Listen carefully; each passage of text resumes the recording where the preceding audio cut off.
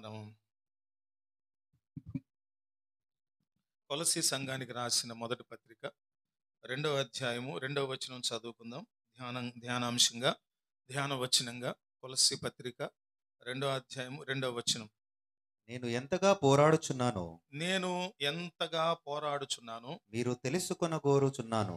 మీరు తెలుసుకొనగోరుచున్నాను. వారు ప్రేమయందు అతుకబడి వారు ప్రేమయందు అతుకబడి సంపూర్ణ గ్రహింపు యొక్క సకలైశ్వర్యము కలిగిన వారై సకలైశ్వర్యము కలిగిన వారై దేవుని మర్మమయ్యున్న క్రీస్తును స్పష్టముగా తెలుసుకొన్న వారై తమ హృదయములలో ఆదరణ పొందవలెనని వారందరి కొరకు పోరాడుచున్నాను. ఇందులో 4 ప్రాముఖ్యమైన విషయాలు ఉన్నాయి. 4 ప్రాముఖ్యమైన విషయాలు రోజు వినేటటువంటి శ్రద్ధ కంటే ఈరోజు ఇంకొంచెం శ్రద్ధను ఉంచాలని ప్రభుపేట మనవి చేస్తున్నా. ప్రభు వలన సమీపించే నెలలోని మొదటి వారంలో మనము ఉన్నాం. అది మీకు తెలిసిన విషయమే. అందుకని ఈరోజు కొంచెం నేనేదో పండితుడినని లేకపోతే ఉపాధ్యాయుడిని మీరు నేర్చుకునే విద్యార్థులని తక్కువని ఇదేం కాదు. నేను వివరించిన దానికంటే కూడా చక్కగా వివరించగలిగిన వారు ఇక్కడున్నారు. ఈ సమాజంలో, ప్రపంచంలో ఉద్దండులైన వారు, అగ్రగణ్యులైన వారు, అభిషిక్తులైన వారు ఉన్నారు. నేను వారందరిలోకెల్లా అల్పుడను అని ఒప్పుకుంటూ నాకున్న ప్రభువు ఇచ్చిన ఆత్మ నడిపింపులో కొన్ని వివరణలు మీకు ఇవ్వాలనుకుంటూ ఉన్నాను. అందులో భాగంగా ఈ ప్రభు బల్లను సమీపించే సమయానికి ముందుగా మనము ఈ లేఖనాలను కొద్దిసేపు ధ్యానం చేసుకుందాం.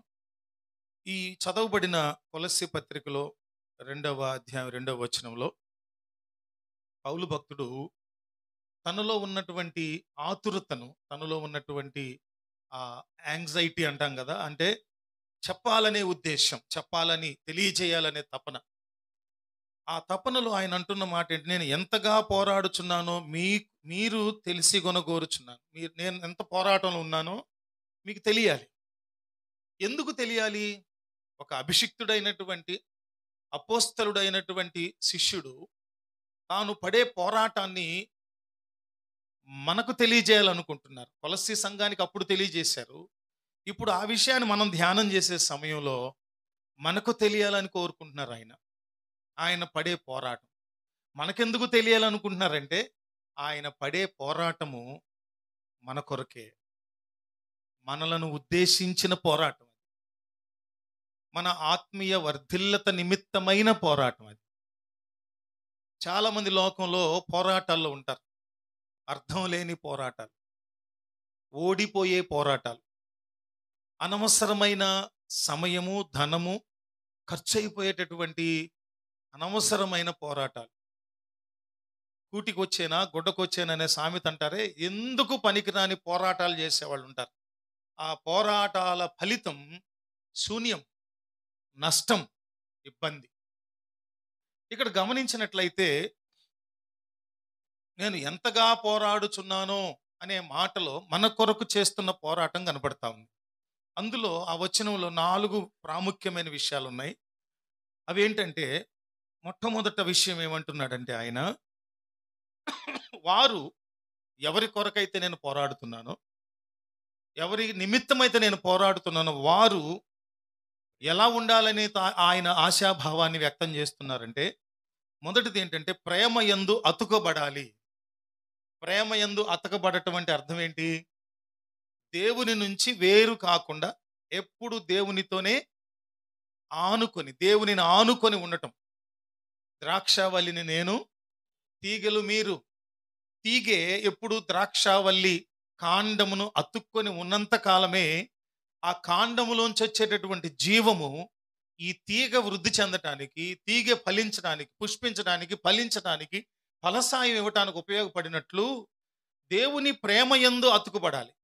మామూలు ప్రేమయందు కాదు. దేవుని ప్రేమలోనే సహోదర ప్రేమని ఇమిడి ఉంటుంది. దేవుని ప్రేమలోనే అనేక సుగుణాలు ఇమిడి ఉంటాయి. పౌలు భక్తుడే కొరింథీ పత్రికలో చెప్పారు. అవన్నీ ఇప్పుడు నేను చెప్పాలని కాదు, కానీ ప్రేమ యందు అతుకుబడాలి. రెండవది ఏమంటున్నాడంటే సంపూర్ణ గ్రహింపు యొక్క సకలైశ్వర్యం కలిగిన వారు ఉండాలి. సంపూర్ణ గ్రహింపు అంటే ఏంటంటే ఒక విషయాన్ని గురించి పూర్తిగా అర్థం చేసుకోవడం. నేను వేరే వేరే పాయింట్లు అవి ఇవి చెప్పట్లా, వచనాన్ని వివరించడం చేస్తేనే సరిపోతుంది మనకు సమయం. అందుకని ఆయన రెండవది కోరుతున్నాడు. మొట్టమొదటి ఏం కోరుకుంటున్నాడంటే ఈ 22వ అధ్యాయం 2వ వచనంలో ప్రేమ యందు అతకబడాలి. రెండోది ఏం కోరుకుంటాడంటే సంపూర్ణ గ్రహింపు యొక్క సకలైశ్వర్యం కలిగిన వారు కావాలి. సంపూర్ణ గ్రహింపు యొక్క సకలైశ్వర్యం అంటే ఇది భౌతికమైంది కాదు. ఒక విషయాన్ని గూర్చి సంపూర్ణమైన అవగాహన కలిగితే అదంట గొప్ప ఐశ్వర్యం అట, సకలైశ్వర్యం అంటున్నాడు. ఎంత చక్కగా వర్ణిస్తున్నాడో. ఏదైనా ఒక విషయం మీద పరిపూర్ణమైన అవగాహన కలిగి ఉంటే నువ్వు నేను, ఆ అవగాహనే మనకు గొప్ప లాభం తెచ్చిపెడతాడు. ఆయనకు ఎలక్ట్రికల్ సంబంధించిన అన్నింటి మీద సంపూర్ణమైన అవగాహన ఉంది. ఇక్కడ కూర్చున్నటువంటి వారందరిలో ఎలక్ట్రికల్ వర్క్ మీద సంపూర్ణమైన అవగాహన కలిగిన వాళ్ళు ఎవరు అని నేను వెతికితే ఆయనే కనపడతారు. ఆయనకి నేను పని చెప్తా. ఆ పని వల్ల ఆయనకి ఏం కలుగుతుంది? ఐశ్వర్యం కలుగుతుంది, లాభం కలుగుతుంది.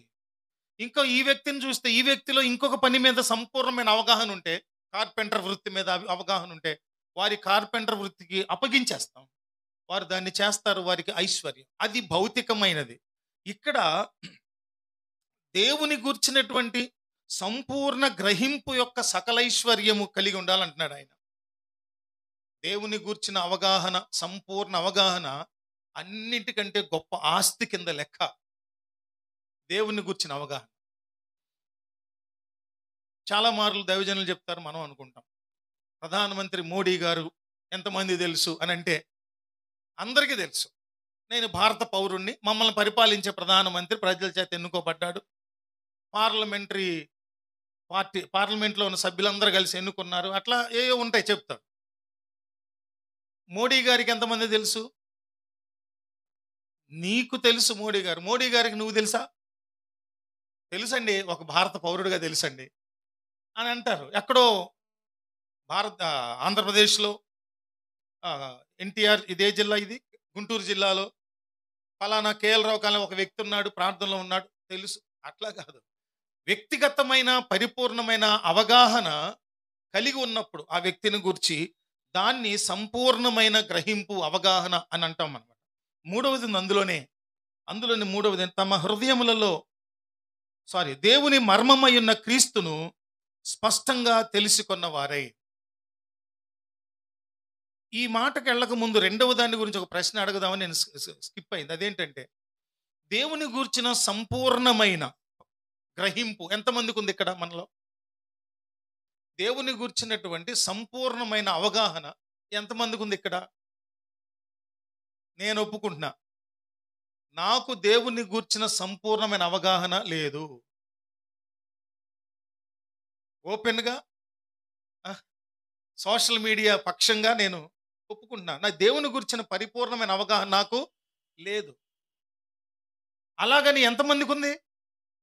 అలాగని ఇక్కడ ఎంతమందికి ఉందండి? ప్రపంచంలో దేవుని గురించిన సంపూర్ణమైన అవగాహన ఎంతమందికి ఉంది? నేను అంటాను, ఎంత పండితుడైనా, బైబిల్ కాలేజీ ప్రిన్సిపల్స్ అయినా, ప్రొఫెసర్స్ అయినా దేవుని గురించిన సంపూర్ణమైన అవగాహన లేదు. దేవుని జ్ఞానాన్ని తెలుసుకోవటం అంటే మహాసముద్రం, కిలోమీటర్ల లోతుగా ఉండేటటువంటి అగాధాలు, చీకటి అగాధాలు ఉండేటటువంటి ఆ మహాసముద్రాల లోతులు కూడా కనుక్కోలేం మనం భౌతికంగా. దేవుని గూర్చిన అవగాహన దానికంటే విశాలం, దానికంటే లోతైనది, దానికంటే అగాధమైనది. మనకు అర్థం కాదు, మన మానవ జ్ఞానానికి, మేధస్సుకు అర్థం కాదు. ఎవరూ లేరు. కానీ మనలో దేవుని గూర్చినటువంటి సంపూర్ణ అవగాహన కలిగి ఉండాలనే కోరిక ఉంది అనుకోండి. వింటున్నారా? సంపూర్ణ అవగాహన లేదు, కష్టం. కానీ దేవుని గూర్చినటువంటి సంగతులు తెలుసుకోవాలనేటటువంటి ఆశ, నాకు అన్నీ తెలుసులే అనే గర్వం లేకుండా, చాలా మందిలో ఆ స్వభావం ఉంటుంది. ఏదైనా చెప్పడానికి ప్రయత్నిస్తే అస్సలు ఒప్పుకోరు. నాకు అన్నీ తెలుసు, నువ్వు చెప్పేది బోడి అంటారు. దేవుని గురించి ఎవరికీ లేదు, ఎవరికి అర్థం కాదు. కానీ తెలుసుకోవాలనే మనసున్న వ్యక్తికి దేవుడు తెలియజేస్తాడు. ఎంత తెలియజేస్తారు? ఎంత అవసరమో అంత తెలియజేస్తారు కదా. దేవుని గురించి ఎంత అవసరమో అంత తెలియజేస్తారు. అయితే దేవుడు ఎవరికి తెలియజేస్తారు? ఎప్పుడు తెలియజేస్తారు? ఎందుకు తెలియజేస్తారు? ఇవి మనం జాగ్రత్తగా ఈ పూట పరిశీలన చేయాలి. మూడవది అంటాడు ఆయన, దేవుని గురించి సంపూర్ణ గ్రహింపు యొక్క సకల ఐశ్వర్యం కలిగి ఉండాలన్నాడు. తర్వాత మూడవది ఏమంటాడంటే, దేవుని మర్మమై ఉన్న క్రీస్తును స్పష్టంగా తెలుసుకున్న వారై. దేవుని మర్మమై ఉన్న క్రీస్తు. ఈ మాట ఆశ్చర్యంగా అనిపించిందా లేదా మీకు? దేవుని మర్మమై ఉన్న క్రీస్తు అంటే అర్థము దేవునికి క్రీస్తు వారి గురించి తెలియదని కాదు. Hello everybody. దేవుని మర్మమై ఉన్న క్రీస్తు అనే మాటకు అర్థం, వాక్యానికి అర్థం, దేవుని జ్ఞానానికి క్రీస్తు వారు అందరూ అని కాదు అర్థం. మన జ్ఞానానికి దేవుని మర్మమై ఉన్న క్రీస్తును తెలుసుకోవాలి. దేవునిలో ఇమిడి ఉన్న క్రీస్తును తెలుసుకోవాలి. ఎప్పుడో ఒకసారి మనం దీన్ని ధ్యానం చేశాం. దేవుని మర్మమై ఉన్న క్రీస్తు అనే సంగతి ధ్యానం చేశాం. ఇది ఎన్నటికీ పరిపూర్ణమైన అవగాహనకు వచ్చే సంగతి కాదు. కానీ మనము తెలుసుకోవాలి, అవగాహన కలిగి ఉండాలనే కోరిక మనలో ఉంటే దేవుడు మనకు అవగతం చేస్తారు, అర్థమయ్యేటట్లుగా చేస్తారు. దేవుని నామమునకు మహిమ చెల్లును గాక. ఆమేన్. మూడవది అంటున్నాడు, దేవుని మర్మమయ్యున్న క్రీస్తును స్పష్టముగా తెలుసుకున్న వారే. నాలుగవది ఏంటంటే, అందులోని ఆ వచనంలో, తమ హృదయములలో ఆదరణ పొందవలెనని వారందరి కొరకు పోరాడుచున్నాను. ఇక్కడ వచనం ఆరంభంలో నేను పోరాడుచున్న సంగతి చెప్పాలనుకుంటున్నాను అన్నారు. కారణం చెప్పేశారు చివరిలో. ఏమని చెప్పేశారంటే, తమ హృదయములలో ఆదరణ పొందవలనని వారందరి కొరకు పోరాడుతున్నాను. ఎప్పుడు వస్తుంది ఆదరణ? పౌలు భక్తుని పోరాటం, ఆత్మ సంబంధమైన పోరాటం, కోరిక. ఆ కోరిక నెరవేరితే, పౌలు భక్తుని హృదయంలో ఉన్న కోరిక, ఆయనను గురించి ఆయన కోరుకోట్లా.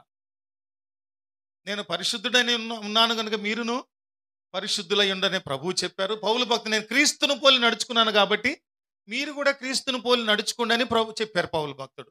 ఆయన తను పోరాటం దేని కొరకు పోరాడుతున్నారంటే, మనలో ప్రేమలో అతకబడాలని, రెండవది సంపూర్ణ గ్రహింపు యొక్క సకలైశ్వర్యం కలిగిన వారై ఉండాలని, మూడవది దేవుని మర్మమయ్యున్న క్రీస్తును స్పష్టంగా తెలుసుకున్న వారుగా ఉండాలని కోరుకుంటూ, ఇవి తెలుసుకోవటం వల్ల మీ అందరి హృదయాల్లో ఆదరణ కలుగుతుందయ్యా, అది ఆ కారణం వల్ల నేను పోరాటం చేస్తున్నాను అన్నాడు. నా పోరాటానికి కారణం ఏంటంటే ఈ మూడు విషయాలు. ఈరోజు మనం అందులో దేవుని మర్మమై ఉన్న క్రీస్తు అనే అంశాన్ని కొంతసేపు ధ్యానం చేద్దాం. దేవుని మర్మమై ఉన్న క్రీస్తు ఈరోజు మన ధ్యానాంశం. ఆయన రాసిన ఈ వచనంలోని మూడవ విభాగం ఏంటంటే, ఎందుకు పోరాడుతున్నారో చెప్పారు. మూడవది ఏమన్నాడంటే, మూడవ విభాగం దేవుని మర్మమై ఉన్న క్రీస్తును స్పష్టంగా తెలుసుకోవాలి. క్రీస్తు వారిని స్పష్టంగా తెలుసుకోవనే క్రమంలోనే మానవ జీవితం ఏమైపోద్ది? పరిపూర్ణమైపోద్ది. ముగించబట్టం కాదు, పరిపూర్ణమైపోద్ది. దేవుని మర్మమై ఉన్న క్రీస్తు అంటే దేవునికి మర్మమై ఉన్న క్రీస్తు అని కాదు అర్థం. దేవునిలో ఇమిడి ఉన్న క్రీస్తు వారిని గూర్చినటువంటి సీక్రెట్, మర్మం. ఆ విషయాన్ని కనుక మనం చూసినప్పుడు అన్ని మర్మాలు కూడా క్రైస్తవ భక్తి సంబంధమైన, దేవుని సంబంధమైన, తండ్రి కుమార పరిశుద్ధాత్మ త్రియేక దేవుని సంబంధమైన మర్మమైన సంగతులను దేవుడు ఎవరికి తెలియజేశాడంటే ప్రవక్తలకు తెలియజేశాడు. చెప్పండి. ఒకటి, ప్రవక్తలైన వారికి తెలియచేశారు. రెండవది, శిష్యులైన వారికి తెలియచేశారు. ప్రవక్తలకు, శిష్యులకు తెలియజేశారు. మూడవది, అపోస్తలులైన వారికి తెలియజేశారు. దేవుని బిడ్డలైన వారికి తెలియచేశారు. దేవుని వాక్య ప్రత్యక్షత, దేవుని హృదయములో కలిగి ఉన్నటువంటి తలంపులు, దేవుని హృదయములో కలిగి ఉన్నటువంటి ఆలోచనలు, చిత్తములో ఉన్న సంగతులు దేవుని మనస్సును ఎరిగిన వారికే తెలుస్తాయి. దేవుని హృదయములో ఏముందో తెలుసుకోవాలని ఆశపడితే మనము దేవునిలో కొనసాగుతున్నప్పుడు దేవుడు బయలుపరుస్తారు. ప్రవక్తలకు, అపోస్తలులకు, శిష్యులకు, మనకు కూడా తెలియజేశారు దేవుడు. కానీ మనకు ఎప్పుడు తెలియజేయబడిందంటే దేవుని అపోస్తలుల ద్వారా తెలియజేయబడింది, నేరుగా కాదు. నేరుగా పరచబడకుండా ప్రవక్తల ద్వారా, శిష్యుల ద్వారా, అపోస్తలుల ద్వారా మనకేం చేయబడుతుంది? దేవుని మర్మము, దేవుని చిత్తములోని మర్మము మనకు తెలియజేయబడుతుంది. రోమాపత్రిక 16వ అధ్యాయం 25 నుంచి 27 వచనాలు చూస్తే,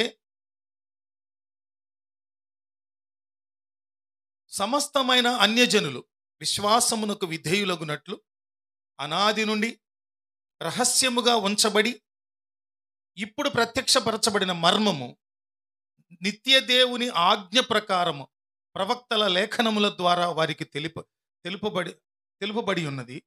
ఈ మర్మమును అనుసరించి ఉన్న నా సువార్త ప్రకారముగాను. ఇక్కడ క్లూ ఇస్తున్నాడు పౌలు భక్తుడు రోమా సంఘానికి రాస్తూ. ఈ వచనము 25వ వచనము చివరిలో అంటున్న మాట ఏంటంటే, ఈ మర్మమును అనుసరించి ఉన్న నా సువార్త ప్రకారముగాను. అంటే యేసుక్రీస్తు ప్రభు దేవుని మర్మమై ఉన్నారని రాయబడితే, ఆ మర్మమై ఉన్న సంగతి, మర్మం అంటే ఏంటి? అర్థం చెప్పండి. అసలు ఇవన్నీ కాదు. మర్మం అంటే ఇంగ్లీష్లో సీక్రెట్ అని. అంటే మర్మం అంటే ఏంటంటే దాచబడి ఉన్నది, తెలియబడకుండా ఉన్నటువంటిది, గుప్తమై ఉన్నటువంటిది. ఈ గుప్పిలిలో ఏదైనా నేను వెనక నుంచి పెట్టుకొని మీకు చూపించి ఇదేంటి చెప్పమంటే మీకు తెలియదు, అది మర్మం. మర్మం అంటే ఏంటి? దాచబడింది, తెలియబడింది, రివీల్ చేయబడినది, ప్రకటించబడినది, బహిర్గతం చేయబడినటువంటిది అని అర్థం. అందువల్ల ఇక్కడ అనేస్తున్నారు పౌలు భక్తుడు ఈ వచనంలో చివరిలో, ఈ మర్మమును అనుసరించి ఉన్న నా సువార్త ప్రకారం అంటున్నాడు. పౌలు భక్తుడు లాంటి అపోస్తలులు, ఆది అపోస్తలులు ప్రకటించినటువంటి సువార్తలో ఏం దాచబడి ఉంది?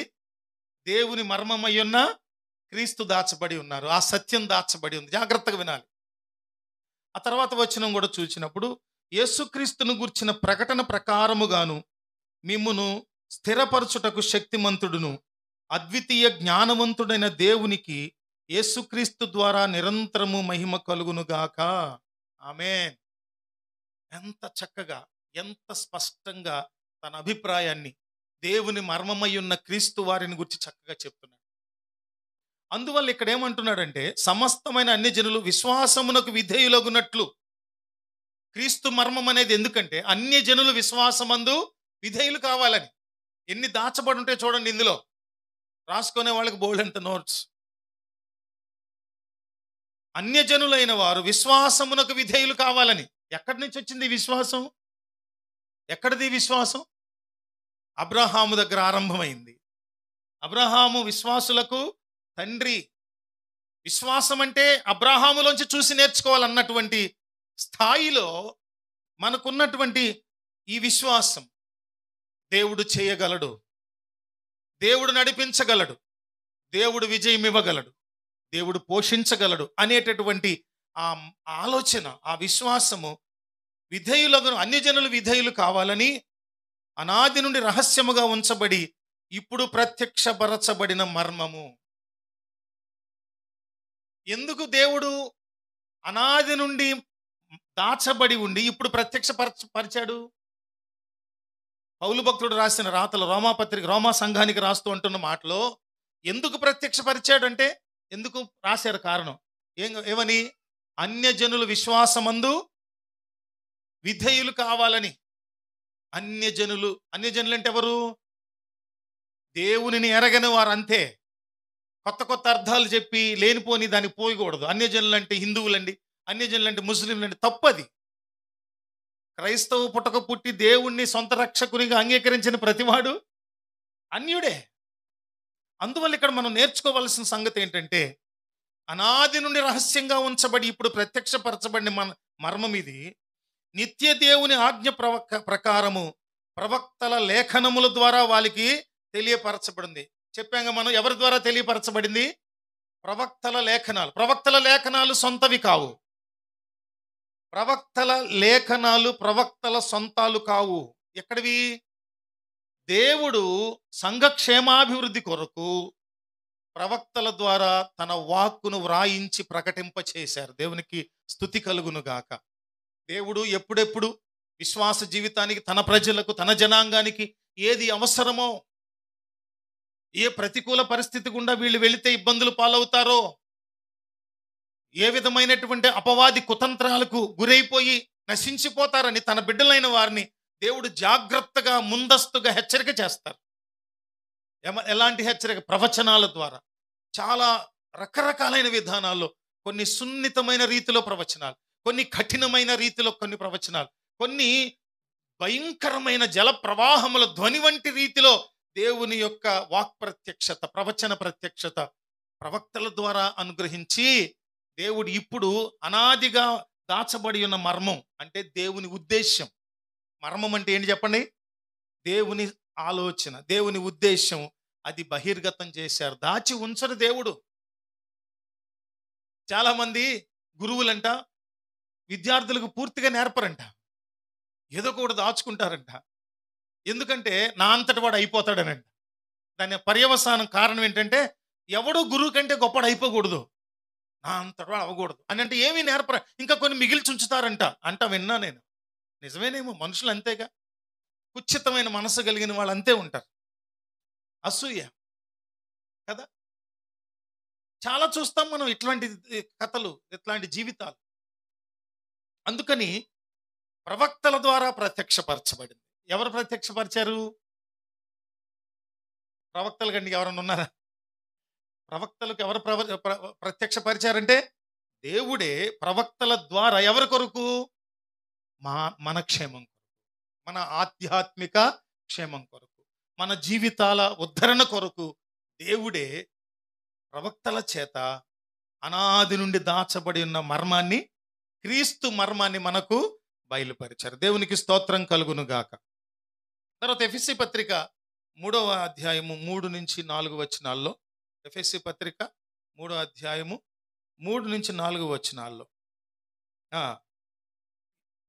ఎట్లనగా, క్రీస్తు మర్మము దేవ దర్శనము వలన నాకు తెలియపరచబడినదను సంగతిని గూర్చి మునుపు సంక్షేపముగా వ్రాసి తిని. ఏమన్నాడు ఆయన? క్రీస్తు మర్మము దేవదర్శనం వల్ల నాకు తెలియపరచబడింది. ఎవరికి తెలియపరచబడింది? ఎవరికి? మొట్టమొదట ఎవరికి? ముందు చదువుకున్నాం మనం ఆధారం. ప్రవక్తల ద్వారా దేవుడు క్రీస్తు మర్మాన్ని మనకు బహిర్గతపరిచారు. కారణం ఏం చెప్పారు? అన్యజనులు విశ్వాసమందు విధేయులు కావాలని. ఇంకా కారణాలు ఉన్నాయి. ఇక్కడ చూస్తే ఎఫెసీ పత్రిక 3:3 చొప్పున దేవుని మర్మము, క్రీస్తు మర్మం, ముఖ్యంగా ఆయన అంటున్న మాట ఏంటంటే పౌలు భక్తుడు, క్రీస్తు మర్మము దేవదర్శనం వల్ల నాకు తెలియపరచబడింది. ఇంతకుముందే చెప్పా నేను అన్నాడు పౌలు భక్తుడు. ఎంత భావం, లోతైన భావాలు, విస్తృతమైన భావాలు మనం ధ్యానం చేసినా, ఆది అపోస్తలులను గురించి సంబోధించేటప్పుడు ఏకవచన సంబోధన చేయొద్దు. ప్రభువారిని కానీ, వారి ఆది అపోస్తలులుగా హతసాక్షులైపోయినటువంటి విలువైన జీవితం, క్రైస్తవ్యానికి ఒక పునాది వేసినటువంటి ఆది అపోస్తలులను గురించి మాట్లాడేటప్పుడు పౌలు, పేతురు, యాకోబు బాకీ ఉన్నామా మనం? వాళ్ళు ఏమైనా మనకు బాకీ ఉన్నారా? మనమే బాకీ ఉన్నాం వాళ్ళకి. వాళ్ళ రక్త తర్పణ వల్ల ఈరోజు సంఘం నిలబడింది ప్రపంచంలో. ప్రాణత్యాగాల వల్ల సంఘం నిలబడింది ఈ రోజున. పౌలని, పేతురుని, యాకోబని ఏకవచన సంబోధనలు చేయ. నేను కొన్ని స్క్రిప్చరల్గా కొన్ని షార్ట్ వీడియోస్ పెట్టా దీని గురించే. వయసును బట్టినే మాట్లాడాలి కదా.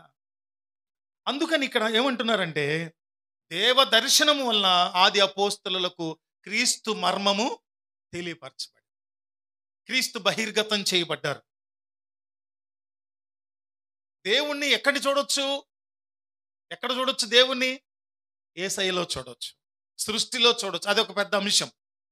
అందువల్ల 4వ వచనం కూడా చూద్దాం. మీరు దానిని చదివిన ఎడల దానిని బట్టి ఆ క్రీస్తు మర్మమును గూర్చి నాకు కలిగిన జ్ఞానము గ్రహించుకొనగలరు. అందుకని ప్రవక్తలకు, శిష్యులకు లేదా ఆది అపోస్తలులకు ముందస్తుగా తెలియపరిచి దేవుడు దాన్ని మనకు అనుగ్రహించారు వారి ద్వారా, సువార్తతో పాటుగా. అర్థమైందా? జాగ్రత్తగా వినాలి. దేవుడు తన క్రీస్తు మర్మాన్ని మనకు తెలియజేశారు, వివరించారు. దేవుడు మనకు డైరెక్ట్గా ఎందుకు చెప్పలా? ఆ ప్రత్యక్షత మనకు ఎందుకు ఇవ్వలేదంటే క్రీస్తు వారిని మనం అపార్థం చేసుకుంటాం కాబట్టి. ఈ రోజున ఎన్నో శతాబ్దాలుగా సువార్త ప్రకటించబడుతున్నప్పటికీ దేవుని మర్మమై ఉన్న క్రీస్తుని ఎంతమంది అర్థం చేసుకున్నారు? అపార్థం చేసుకున్నవారు ఎక్కువ మంది ఉన్నారు.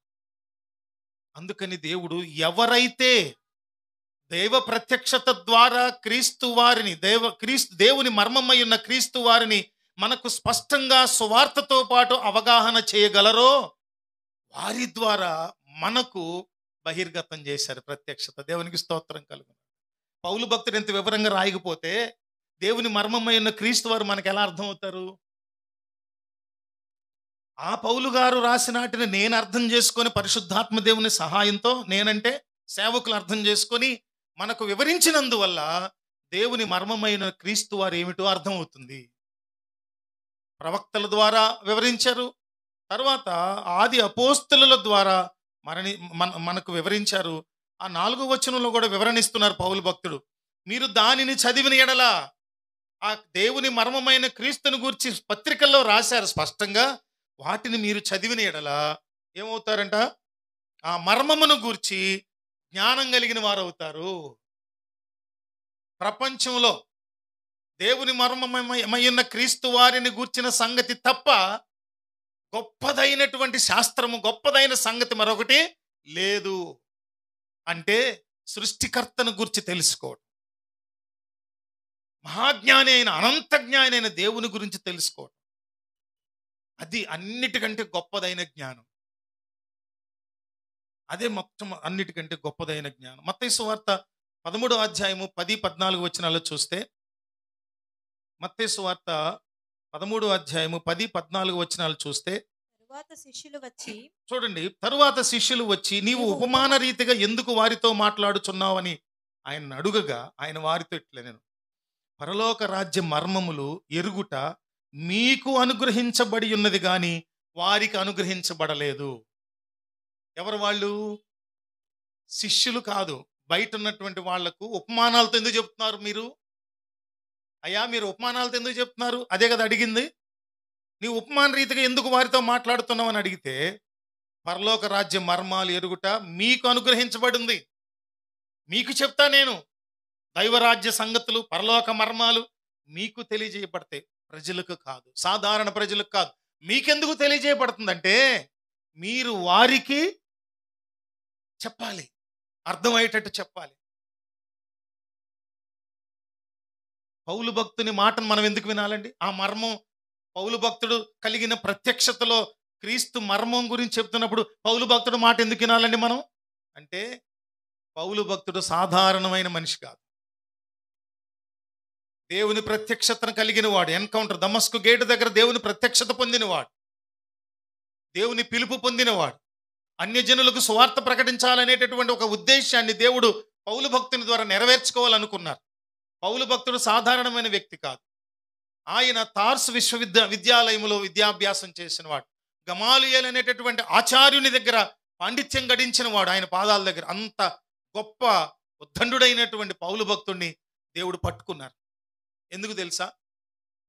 అటువంటి వ్యక్తుల ద్వారానే దేవుని మర్మమై ఉన్న క్రీస్తును లోకానికి వివరించడానికి, అర్థమయ్యేటట్టు చెప్పడానికి. ఇక్కడ అంటున్నాడు, పరలోక రాజ్యం మర్మములు ఎరుగుట మీకు అనుగ్రహించబడి ఉన్నది కానీ వారికి అనుగ్రహించబడలేదు. 12వ వచనం, కలిగిన వారికి ఇవ్వబడును, వానికి సమృద్ధి కలుగును, లేని వానికి కలిగినది వాని యొద్ద నుండి తీసివేయబడును. మరియు వారు చూచుచుండియు చూడరు, వినిచుండియు వినకయు గ్రహింపకయు ఉన్నారు. ఇందు నిమిత్తం నేను ఉపమాన రీతిగా వారికి బోధించుచున్నాను. ఈ ప్రజలు కనులారా చూచి, చెవులారా విని, హృదయముతో గ్రహించి, మనసు త్రిప్పుకొని నా వలన స్వస్థత పొందకుండున్నట్లు వారి హృదయము కొవ్వినది, వారి చెవులు వినుటకు మందములైనవి, వారు తమ కన్నులు మూసుకొని ఉన్నారు.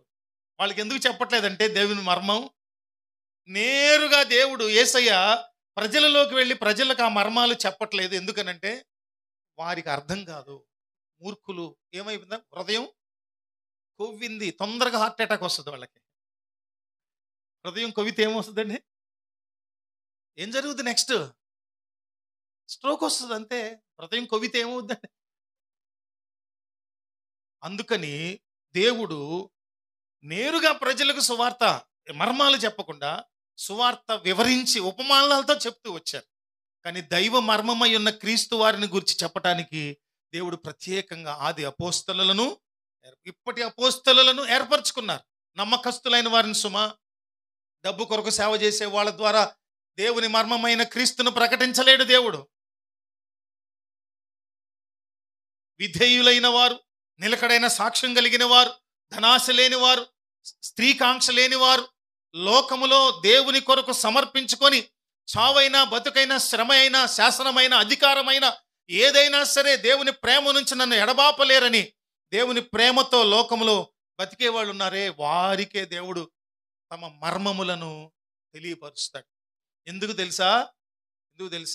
మనము వెళ్ళి ఈ మర్మయుతమైన సంగతులను సువార్తతో జోడించి అనేకులకు క్రీస్తు వారిని చూపించాలని. కొలస్సీ పత్రికలో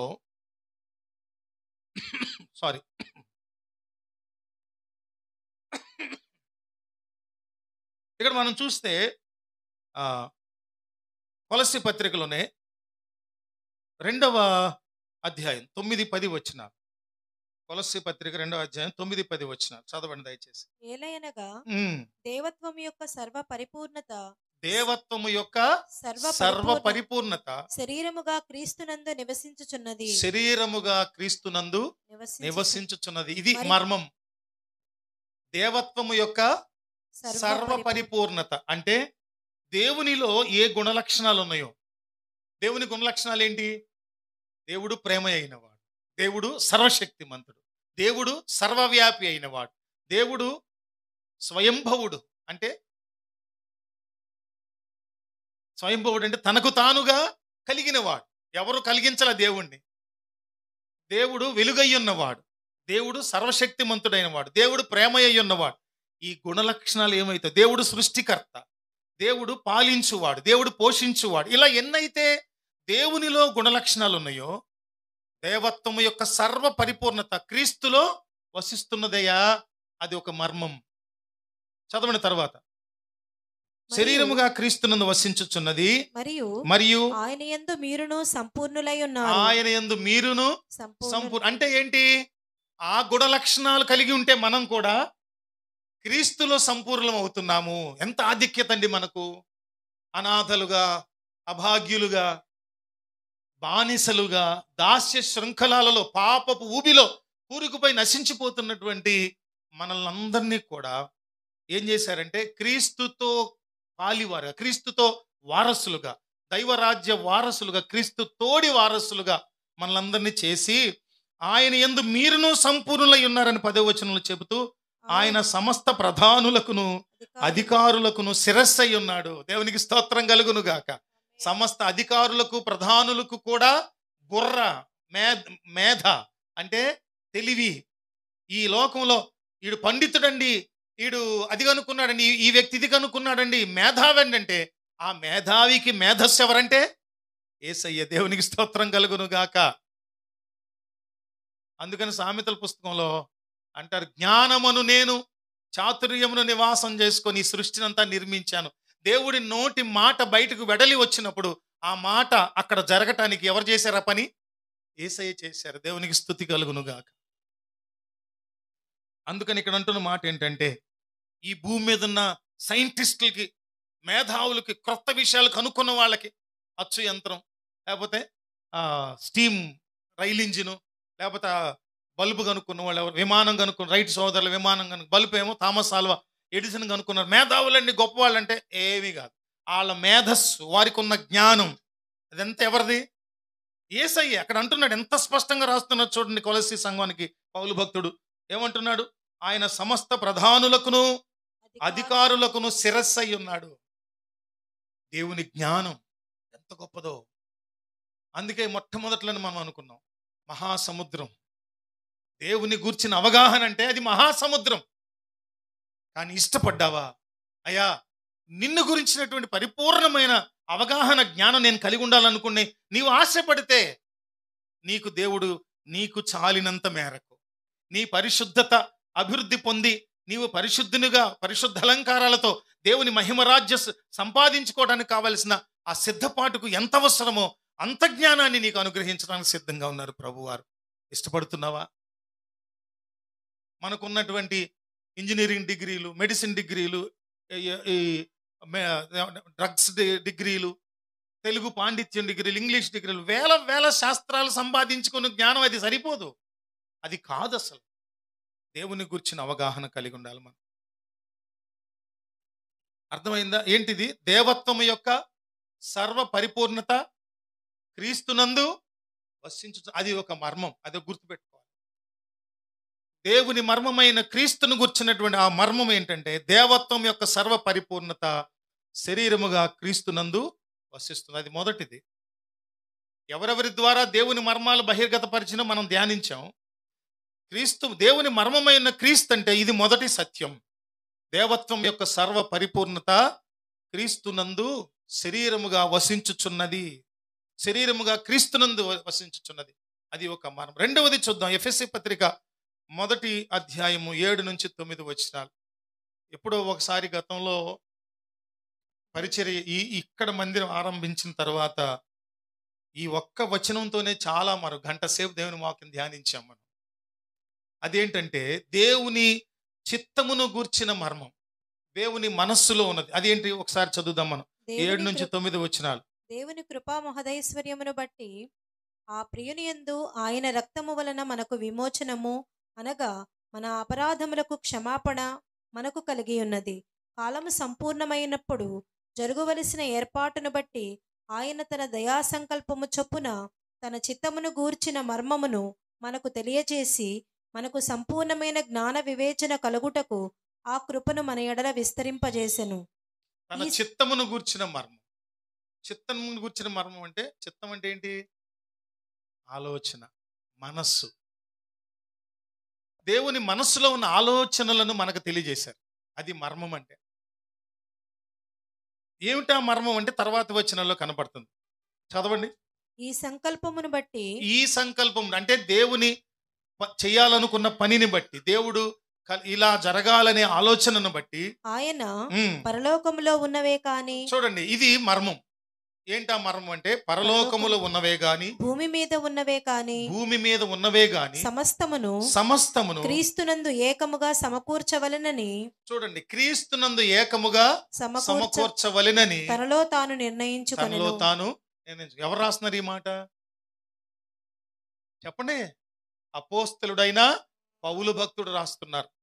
ఆయన రాశారుగా, ఈ మర్మాలు నాకు బయలుపరచబడ్డాయి. ఇంకో చోట ప్రవక్తలకు బయలుపరచబడ్డాయి. ఆ మర్మములో రెండవ మర్మం ఏంటంటే పరలోకమందున్నవే కానీ భూమి యందున్నవే కానీ సమస్తమును క్రీస్తునందు ఏకము చేయబడాలి. అంటే ఏంటి అర్థం? పరలోకములో ఉన్నవన్నిటినీ మనము అనుభవించాలి. భూమి మీద ఉన్న వాటన్నిటినీ, భూమి మీద ఉన్న మనందరం పరలోకంలోకి. అవునా కాదా? మనందరం ఇక్కడ బతుకుతున్నామంటే యాత్రికులము, పరదేశులము. మనమందరము కూడా క్రీస్తునందు ఏకమైపోయాం. అవునా? అయ్యామా లేదా? ఎట్లా అయ్యాం? యేసయ్య ఈ భూమి మీదకి వచ్చినప్పుడు, జన్మించినప్పుడు లోకాసువార్త 2వ అధ్యాయం చొప్పున పరలోక సైన్య సమూహాలు, దూత గణాలు, కోటాను కోట్ల దూత గణాలు ఏం చేశారు? భూమి మీదకి వచ్చేసి పాటలు పాడారు, సంగీత నినాదాలు చేశారు. సర్వోన్నతమైన స్థలములలో దేవునికి మహిమయు, ఆయనకిష్టులైన మనుషులకు భూమి మీద సమాధానం కలుగునుగాక అని గాన ప్రతిగానాలు. పరలోక సైన్య సమూహాలంట, మామూలు కాదు. ఏమైంది? పరలోకమైన ఉన్నవన్నీ కూడా ఎక్కడికి వచ్చారు? భూమి మీదకి వచ్చారు. ఎవరు కలిపారు ఇది? యేసయ్య కలిపారు. రేపొద్దున మనందరం కూడా ఇప్పటికే హనోకు లాంటి వారు ఎక్కడికి వెళ్ళిపోయారు? ఏలియా లాంటి వారు ఎక్కడికి వెళ్ళిపోయారు? మనందరం కూడా యేసయ్య 2వ రాకడలో ఏం చేయబడతాం? ఎత్తపడతాం మధ్యాకాశానికి. ఈ మర్త్య శరీరాలు అమర్త్యతను ధరించుకుంటాయి. మహిమ శరీరాలుగా ధరించుకొని మనం దేవునిని ఎదుర్కొంటాం. పరలోకమందున్నవే కానీ భూమి అందున్నవే కానీ సమస్తమును ఎవరి ద్వారా? యేసయ్య ద్వారా సమకూర్చబడాలి, ఏకముగా సమకూర్చబడాలి, ఒకటైపోవాలి.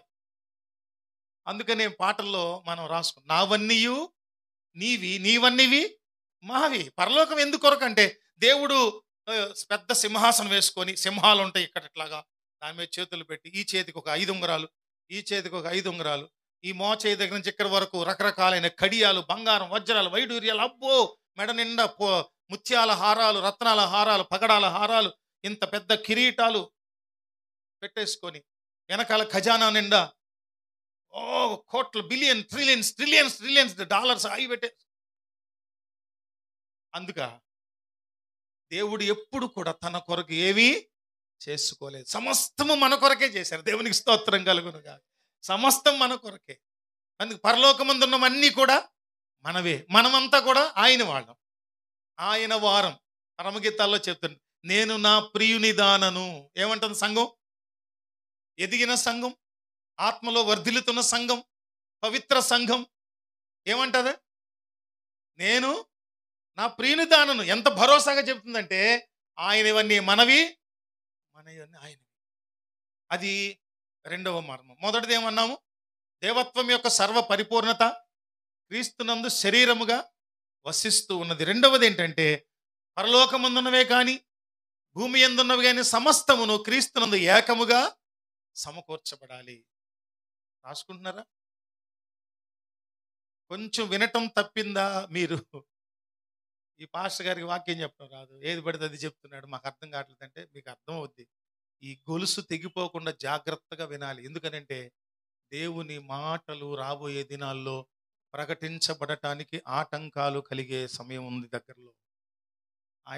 ఆయన దొరుకు కాలంలోనే ఆయన్ని వెదకాలి. ఇక్కడ మూడవది ఏంటంటే, ఎఫెసీ పత్రిక 3వ అధ్యాయం 5-6 వచనాల్లో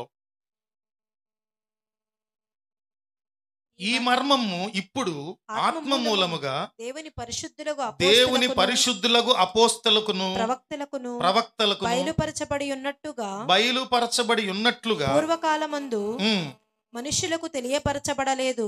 చెప్పారా? ఏమని చెప్పాం మనం? ప్రవక్తలకు, ఆది అపోస్తలులకు, ఇప్పటి అపోస్తలు ఎవరైతే దేవుని చేత పని అప్పగింపబడిందో, ఎవరు దేవుని సేవ దేవుని ద్వారా అప్పగింపబడి చేస్తున్నారో, వ్యాపారం చేద్దాం, సేవ చేస్తే డబ్బులు బాగా వస్తాయని వచ్చిన వాళ్ళు కాదు. దేవుని పిలుపు మేరకు దేవుని చిత్తము నెరిగినటువంటి వారికి ప్రవక్తలకు బయలుపరచబడింది.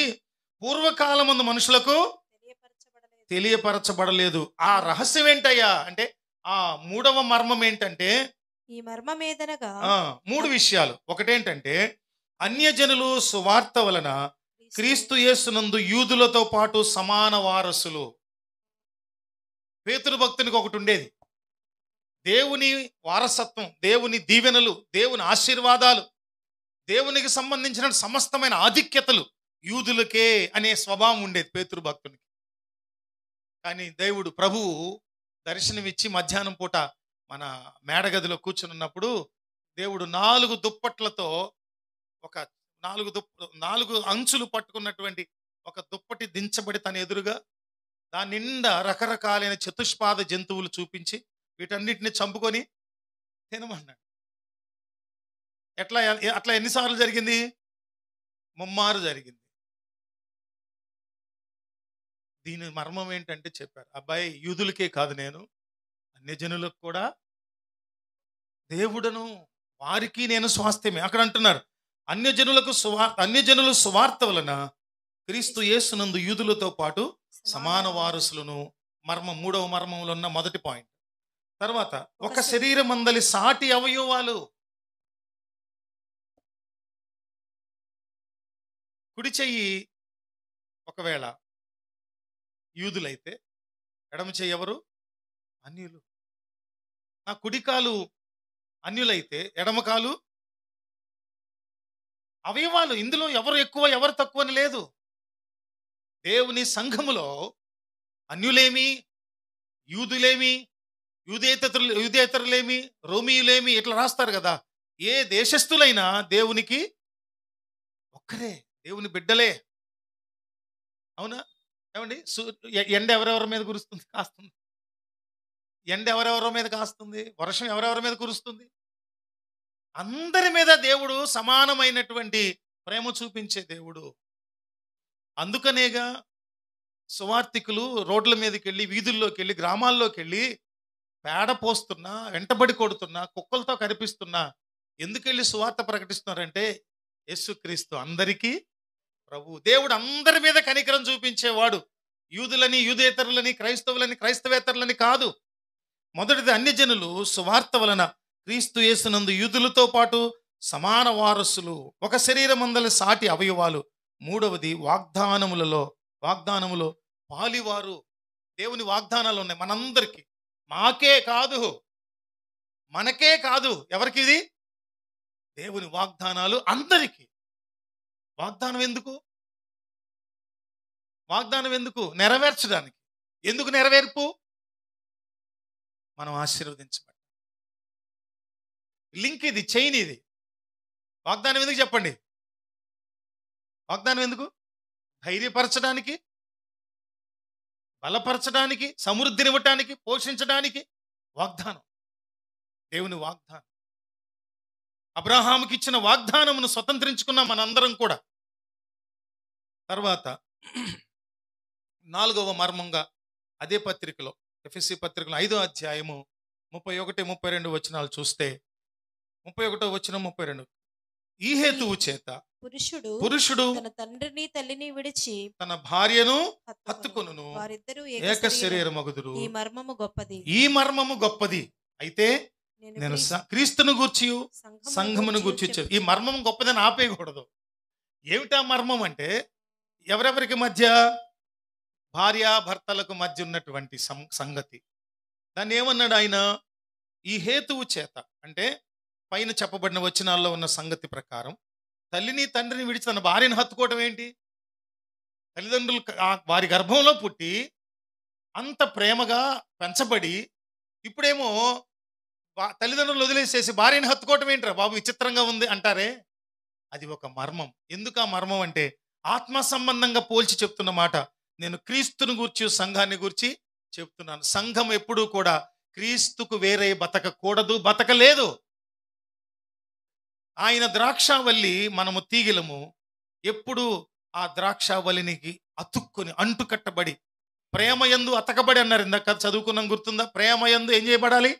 అతకబడినట్లుగా ద్రాక్షావల్లికి తీగలు అతుక్కొని పుష్పించి ఫలించి సమృద్ధిగా విస్తరించున్నట్లుగా చెప్పాలి. అందుకని ఈ మర్మం గొప్పది. క్రీస్తు సంఘం అలా ఉండాలి, విడదీయరాని బంధం. సంఘానికి క్రీస్తుకున్న బంధం ఎటువంటిది? విడదీయరానటువంటి బంధం. ఎవడో విడదీయలేడు. సంఘానికి కీడు కలిగించేవాడు ఉంటే ఏమని రాయబడింది? ఎవడు సంఘమునకు కీడు కలిగిస్తాడు వాడికి ఏంటి? శ్రమ. సంఘ క్షేమాభివృద్ధి దేవుడు కోరుకుంటారు. ఆయన చిత్తములోని మర్మం సంఘ క్షేమాభివృద్ధి. ప్రవక్తల ద్వారా వ్రాయించబడిన సంగతులు సంఘ క్షేమాభివృద్ధి. ఆది అపోస్తలులకు తెలియచేయబడిన మర్మములు సంఘ క్షేమాభివృద్ధి, వ్యక్తుల విశ్వాసుల ఆత్మీయ అభివృద్ధి.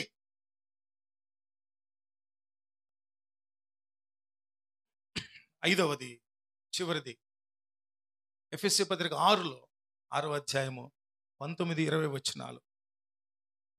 మరియు నేను దేని నిమిత్తము రాయబారిన సంఖ్యలలో ఉన్నాను, ఆ సువార్త మర్మమును ధైర్యముగా తెలియచేయటకు నేను నోరు తెరచినప్పుడు దానిని గూర్చి నేను మాట్లాడవలసినట్లుగా ధైర్యముతో మాట్లాడుటకై వాక్శక్తి నాకు అనుగ్రహించబడినట్లు నా నిమిత్తమును పూర్ణమైన పట్టుదలతో విజ్ఞాపన చేయుచు మెలకుగా ఉండండి. సువార్త మర్మం. ఏ మర్మం ఇది?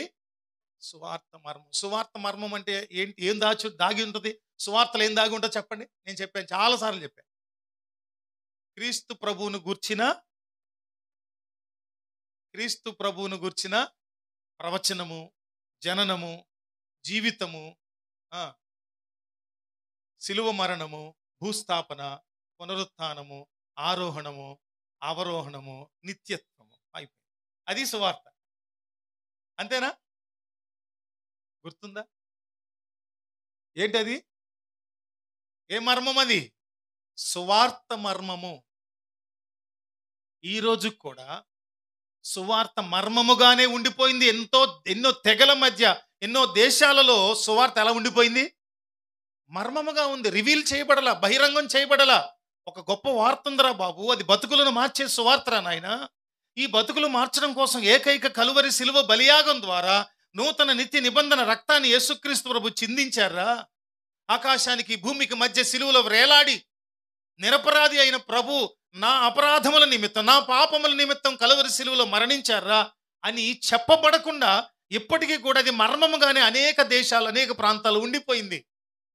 మనం ప్రకటించాలి దాన్ని. వ్యతిరేకతల మధ్య కూడా ప్రకటించాలి. దేన్ని ప్రకటించాలి? మర్మమై ఉన్న క్రీస్తు సువార్తను ప్రకటించాలి. ప్రకటించబడకుండా మర్మంగా ఉందంటే మనమే కారుకులం, మనమే బాధ్యులం అనుకోవాలి. అయ్యో, క్రీస్తు మర్మం, సువార్త మర్మం ప్రకటించబట్లేదంటే ఎవరి బాధ్యత? నీది కాదు, నాది, మనది. దేవుని యొక్క జ్ఞానం అనే మాటకు వచ్చేటప్పుడు సొలొమోను మహారాజు గురించి చెప్పుకోవాలి కదా.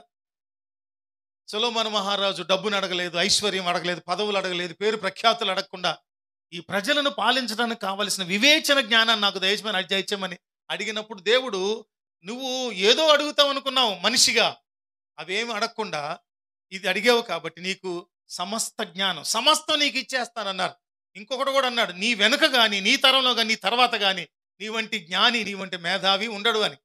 అందుకనే శేబాదేశపు రాణి వచ్చి జ్ఞానాన్ని పరీక్ష చేసింది. పువ్వులు పెట్టి ఏది ఒరిజినల్, ఏది ఆర్టిఫిషియల్ ప్లాస్టిక్ అని చెప్తే 9ని వదిలితే న్యాచురల్ ఫ్లవర్ దగ్గరికి వెళ్ళిపోయింది. జ్ఞానం, దేవుడి జ్ఞానం. మర్మమై ఉన్న సంగతులను రివీల్ చేసే జ్ఞానం సొలొమోనుకి ఇచ్చిన దేవుడు మనకిస్తారు ఎవరా? ఇంకొకసారి 2 స్త్రీలు, వ్యభిచార స్త్రీలు, ఒక బిడ్డ ఒక దాని బిడ్డ చనిపోయాడు, ఒక దాని బిడ్డ బతికుంటే ఇద్దరు వచ్చి నా బిడ్డ పరిష్కారం చేయమంటే సొలొమోను ఏమన్నాడు, కత్తి తీసుకొచ్చి బిడ్డను 2 ముక్కలు చేసి చెరో ముక్క ఇచ్చేయమన్నాడు. జ్ఞానం. అప్పుడు తల్లి అంది, నిజమైన తల్లి అంది, అయ్యా ముక్కలు చేయొద్దు, బతికే ఉండనివ్వండి, ఆవిడ దగ్గరే పెరగనివ్వండి. అక్కడ సొలొమోను మహారాజుకి ఆ జ్ఞానం. అట్లా మర్మమై ఉన్న సంగతులను నువ్వు గనక ప్రకటించడానికి ఇష్టపడితే దేవుడు నిన్ను సొలొమోనుకి ఇచ్చిన జ్ఞానంతో నింపుదును గాక. ఆ జ్ఞానంతో అనేక మర్మములు బయట ప్రకటించబడును గాక. ఆ విధమైన జ్ఞానం దేవుడిస్తారు. ముగింపులో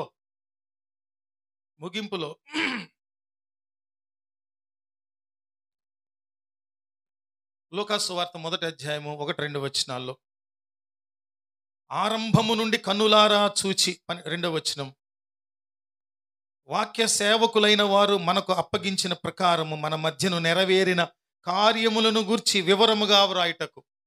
మన మధ్య నెరవేరిన కార్యములు అన్నారే. లూకాసు వార్త 1వ అధ్యాయం 2వ వచనంలో మన మధ్య నెరవేరిన కార్యములు చూస్తే, మన మధ్య నెరవేరిన కార్యములు, నీవు పుట్టిన దగ్గర నుంచి, ఊహ తెలిసిన దగ్గర నుంచి, నేను పుట్టిన దగ్గర నుంచి, నాకు ఊహ తెలిసిన దగ్గర నుంచి, భూమి మీద నెరవేరిన ప్రతి కార్యములు ఎవరున్నారు? భూమి మీద నువ్వు ప్రార్థన చేసే అవసరం ఉంది, దేవుడు ఆ ప్రార్థన నెరవేర్చారు.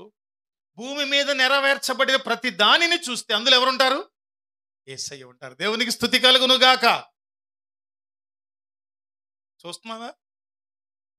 భూమి మీద నెరవేరిన కార్యాల్లో యేసయ్యను చూడగలిగే నేత్రాలు ఉన్నాయా మీకు? మనకున్నాయా? మీడియా ద్వారా వింటున్న వారికి కూడా భూమి మీద జరిగిన ప్రతి కార్యములో క్రీస్తు వారిని చూడగలిగినటువంటి నేత్రాలు, మనోనేత్రాలు, ఆత్మీయ నేత్రాలు మనకున్నాయా లేవా? మనుషులు ఏమంటారు తెలుసా? నా కష్టార్జితం వల్ల ఇది సాధించాను. గృహప్రవేశం దగ్గరికి వెళ్ళినప్పుడు నా కష్టార్జితం వల్ల, అది నా కష్టార్జితం పిల్లల కన్నా అది చేశా, ఇది చేశా. ఓరి బాబు, నీకన్నీ దేవుడు బాగా ఉంచాడు కాబట్టి చేశావు. నేను సాఫ్ట్వేర్ ఇంజనీర్ అండి, నాకు ప్యాకేజ్ నెలకు 10 లక్షల జీతం అండి, 25 లక్షల జీతం అండి అంటే, దేవుడు నీ మనసులో ఉన్న ఆ జ్ఞానాన్ని ఆలోచించే నర్వస్ సిస్టమ్ని చక్కగా ఉంచాడు కాబట్టి బాగున్నావు. ఈ మెదడులో ఒక నరం చెదిరిందా, నీ పాండిత్యము, నీకున్న సాఫ్ట్వేర్ నాలెడ్జి బుస్ అంటది. హాస్పిటల్లో పడుకోవాలి, నీకు 10 మంది చేయాలి. ఏమైంది నీ జ్ఞానం? భూమి మీద జరిగిన దేవుని కార్యాలన్నిటిలో ఎవరిని చూడాలి నువ్వు? యేసయ్యని, క్రీస్తు వారిని, దేవుని మర్మమై ఉన్న క్రీస్తు వారిని మనము చూడాలి. క్రీస్తు వారిని చూడాలి. ముగింపులో వచనం చదువుకొని మనం ముగించుకుందాం. పౌలు భక్తుడు అంటారు, నిలబడదామా మనం? లేచి నిలబడి పౌలు భక్తుడు అన్నట్లుగా ఆ ప్రార్థన చేద్దామా మనం ఒకసారి? పౌలు భక్తుడు కొలస్సీ పత్రికలోని 4వ అధ్యాయంలో 3-4 వచనాలు అంటారు ఆయన, నేను బంధకములలో ఉంచబడుటకు కారణమైన క్రీస్తు మర్మమును గూర్చి నేను బోధింపవలసిన విధముగానే. ఏమంటున్నారు తెలుసా? ఏమన్నాడంటే ఆయన, నేను బంధకములలో ఉంచబడుటకు కారణమైన క్రీస్తు మర్మం. ఈ మర్మం అంట పౌలు భక్తుడు ఆది అపోస్తలులు ప్రకటించడానికి వచ్చినప్పుడు ఏమయ్యారు? వాళ్ళంతా బంధింపబడ్డారు, చెరలో వేయబడ్డారు, జైలులో వేయబడ్డారు, శిక్షలు విధించారు, కఠోరమైన చీకట్లో పడేశారు, గొలుసులు వేశారు, సంకెళ్ళు వేశారు, తినటానికి పనికిరాని గడ్డి పెట్టారు, చెత్త పెట్టారు, తిన్నారు. ఆయన అంటున్నారు కొలస్సీ 4:3-4 వచనాల్లో, నేను బంధకములలో ఉంచబడుటకు కారణమైన క్రీస్తు మర్మమును గూర్చి నేను బోధింపవలసిన విధముగానే ఆ మర్మమును వెల్లడిపరచునట్లు వాక్యము చెప్పుటకు అనుకూలమైన సమయము దేవుడు దయచేయవలనని మా కొరకు ప్రార్థన చేయండి. అప్పుడు పౌలు భక్తుడు ప్రేయర్ రిక్వెస్ట్ అడిగారు. ఇప్పుడు కూడా దైవ సేవకులుగా నేను కూడా ప్రేయర్ రిక్వెస్ట్ అడుగుతున్నాను. ఏమిటి ఆ ప్రేయర్ రిక్వెస్ట్ అంటే, ఈ మర్మమును వెల్లడిపరచున్నట్లు వాక్యము చెప్పుటకు అనుకూలమైన సమయం, అనుకూలమైన పద్ధతి రావాలి. ఈరోజు దైవజనులు మోజెస్ చౌదరి గారు హైదరాబాద్ మరణాత బ్రాంచ్లో వాక్యం చెప్పడానికి వెళ్ళినప్పుడు ఆయన చెప్తున్నారు, సువార్త చెప్పడానికి వీలు కలిగించుకునే విషయం. ఎవరు మీరు అంటే, మునుపు ఇప్పుడు పరిశుద్ధుడను అని అంటారు. ఇప్పుడు పరిశుద్ధుడు అంటే ఇప్పుడు క్రైస్తవుడను అంటే, ఒకప్పుడు ఎవరు అయితే నువ్వు ఒకప్పుడు ఎవరు అంటే, ఎదటి వారు తిరిగి మనలను అడిగి జవాబు పొందుకునేటట్లుగా ఒక ప్రశ్న వాళ్ళ ముందు జవాబు చెప్పటం, అవకాశం కల్పించుకోవటం. ఆ అవకాశం కలిగేటట్లుగా మీరు ప్రార్థించండి. ఏంటి అవకాశం? సువార్త మర్మమును ప్రకటించడానికి ప్రార్థన చేద్దాము మనందరం. ప్రభువా, ఆది అపోస్తలుడైన పౌలు భక్తుడు అడిగినట్లుగా ఈ రోజున దైవిక సువార్త మర్మములను, క్రీస్తు మర్మమును బహిర్గతం చేయటానికి, ప్రకటించడానికి మాకు అవకాశం ఇవ్వండి ప్రభు, అవకాశం ఇవ్వండి ప్రభు. అడగటం అదే మొట్టమొదటిలో అనుకున్నామే మనము. ఏంటది? ఏమనుకున్నాం మనం? దేవుని జ్ఞానమంతా తెలుసుకోవటం మన వల్ల కాదు, మన మేధస్సుకు అందదు. కానీ తెలుసుకోవాలని కోరికుంటే ఎంత జ్ఞానం అవసరం అంత జ్ఞానాన్ని దేవుడు మనకు పరిశుద్ధాత్మ ద్వారా అనుగ్రహిస్తారు. ఎఫెసీ పత్రిక 1వ అధ్యాయం 19-20 వచనాల్లో కూడా చూసినప్పుడు మనందరికీ ప్రత్యక్షత కలిగిన మనస్సు కావాలని ప్రార్థన చేయాలి. మనందరం చేద్దాం ప్రార్థన ముగించుకొని మనందరం ప్రార్థన చేద్దాం. ఏమనంటే, అయ్యా, నీ మర్మములను, సువార్త మర్మములను, క్రీస్తు మర్మమును పరిపూర్ణంగా అర్థం చేసుకునే జ్ఞానాన్ని మాకివ్వండి అని అడుగుదాం ప్రభువుని. మనం వివరించుకున్నాం. నేను అనుకుంటున్నాను పరిశుద్ధాత్మ దేవుడు విన్నటువంటి మనందరికి ఒక అవగాహన ఇచ్చున్నారని అనుకుంటున్నాను. ఈ అవగాహనతో పాటుగా ఇంకా దేవుని గురించినటువంటి అనేక సంగతులు, మర్మయుతమైన సంగతులు నాకు అర్థమయ్యేటట్లుగా ప్రభువా సహాయం చేయండి అని మనం ప్రభువుని అడగాలి. ప్రభువా నాకు సహాయం చేయండి. మనకు దేవుని ప్రత్యక్షత కలిగేటట్లుగా, ప్రత్యక్షత కలిగిన మనస్సు కొరకు ప్రార్థన చేయాలి. మన మనస్సులో దేవుని ప్రత్యక్షతకు కాకుండా మిగిలినన్ని కోరుకుంటున్నాం, కానీ దేవుని ప్రత్యక్షతకు సంబంధించినటువంటి సంగతి కోరుకోవట్లా. God, I want your revolution, మర్మయుతమైన సంగతులు మాకు కావాలి. ప్రార్థన చేసుకుందాం. తమ్ముడు కమలాకర్ ముందుకు వచ్చి ప్రార్థన చేస్తే మనం ముగించుకుందాం. సమయం అయింది. వాళ్ళలో పాల్గొని తదుపరి ప్రేమ విందులో పాల్గొందాం. అందరూ ప్రార్థన పూర్వకంగా అద్భుతమైనటువంటి మాటలు, సందేశం మనం విన్నాం. ప్రార్థన పూర్వకంగా ఉందాం. ప్రార్థన చేసుకుందాం. చెప్పబడిన వాక్యములను మరి మన హృదయాల్లో స్థిరపరచుకొని, ఆనాడు ప్రవక్తల ద్వారా, శిష్యుల ద్వారా, మరి అపోస్తలుల ద్వారా దేవుడు చక్కటి మర్మములను మరి బయలుపరిచి, మరి అక్కడ ఉన్నటువంటి ప్రజలైనటువంటి వారికి ఆ మాటలను మరి బోధించినట్లుగా, ఆ మర్మాలు తెలియజేసినట్లుగా మనం చూస్తున్నాం.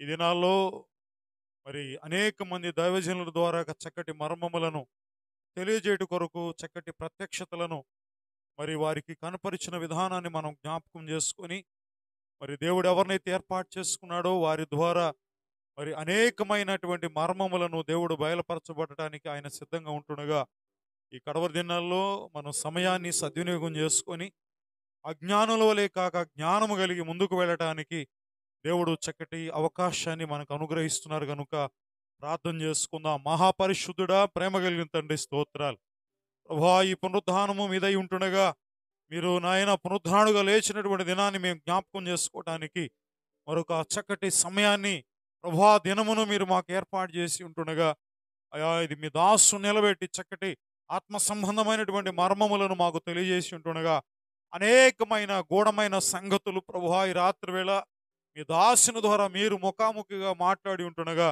అయ్యా నిజమే నాయన, ఎవరైతే ప్రభువా ఈ రాత్రి వేళ ఆ మర్మములను అర్థం చేసుకునే జ్ఞానం ఎవరికైతే లేదో, జ్ఞానము లేని వారు అలా నా యొద్దకు రండి అని మీరు సెలవిచ్చి ఉంటుండగా, ఆ జ్ఞానము సర్వసంపదలు మీ యందు గుప్తమై ఉంటుండగా, ఆనాడు సొలొమోనుకి ఇచ్చిన జ్ఞానము ప్రభువా ఈ రాత్రి వేళ అందరికీ మీరు అనుగ్రహించమని ప్రార్థన చేస్తున్నాం.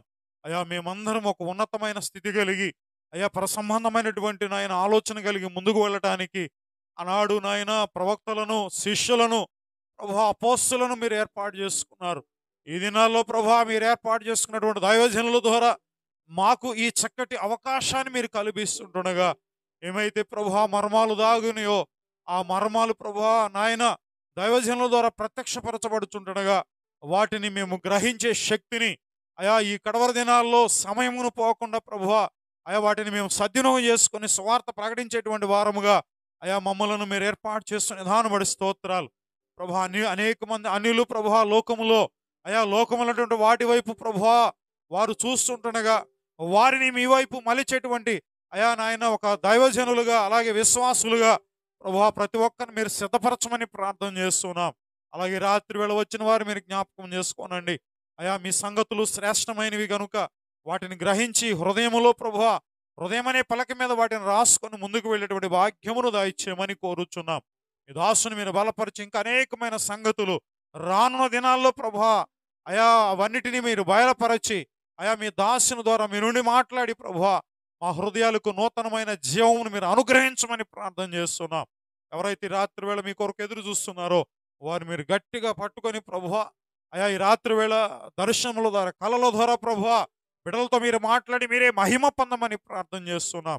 ఎవరిని మీరు విడిచిపెట్టదు. ఇదనం అనేక మంది రావలసినటువంటి వారు ఉంటుండగా అయా నాయన అనేక మంది రాలేకపోయి ఉన్నారు అయా. వారు ప్రభా మరొక వారము అయా మీ సన్నిధిలో కనబడడానికి సహాయము చేయమని ప్రార్థన చేస్తున్నాం. ఇటు భాగ్యము మరలా దొరకదు కనుక అయా వచ్చినటువంటి వారు ఈ యొక్క అవకాశాన్ని సద్వినియోగం చేసుకొని ప్రభా ఆత్మ సంబంధమైనటువంటి అయా నాయన మీ యొక్క ఆత్మీయ జీవితంలో ముందుకు వెళ్ళడానికి కృప చూపించమని ప్రార్థన చేస్తున్నా అయా. జరగనైనటువంటి ప్రభువా ఈ యొక్క ప్రభు యొక్క సంస్కార దినము ప్రభువా అయి ఉంటుండగా నాయన దానిలో కూడా మేము అందరం పాల్గొని అయా మిమ్మలను గణపరిచేటువంటి వారముగా మిమ్మలను మహిమపరిచేటువంటి కృప మాకు దయచేయమని కోరుచు యేసయ్య నామములో అడిగి వేడుకొనుచు ప్రార్థన చేస్తున్నాము తండ్రి, ఆమేన్. ఆమేన్. యేసయ్య శిష్యులకు నేర్పించిన పరలోక ప్రార్థన మనందరం చేద్దాం. పరలోకమందున మా తండ్రి, నీ నామం పరిశుద్ధపరచబడునుగాక, నీ రాజ్యము వచ్చునుగాక, నీ చిత్తము పరలోకమందు నెరవేరుచున్నట్లు భూమి యందును నెరవేరునుగాక. మా అనుదిన ఆహారం నేడు మాకు దయచేయండి. మా ఎడల అపరాధములు చేసిన వారిని మేము క్షమించి ఉన్న ప్రకారం మా అపరాధములను క్షమించండి. మమ్మ శోధనలోనికి తేక దుష్టు నుంచి తప్పించండి. రాజ్యము, శక్తి, మహిమ నిరంతరము నీవై ఉన్నవి తండ్రి. ఆమేన్. సృష్టికర్త తండ్రి ప్రేమ, కుమారుడైన క్రీస్తు వారి కృప, పరిశుద్ధాత్మ దేవుని నిత్య అన్యోన్య సహవాసం కూడిన మనకు సకల పరిశుద్ధులకు సదాకాలం తోడని నడిపించి మహిమ పొందునుగాక. అందరికీ వందనాలు. ఒకరికొకరు సమాధానం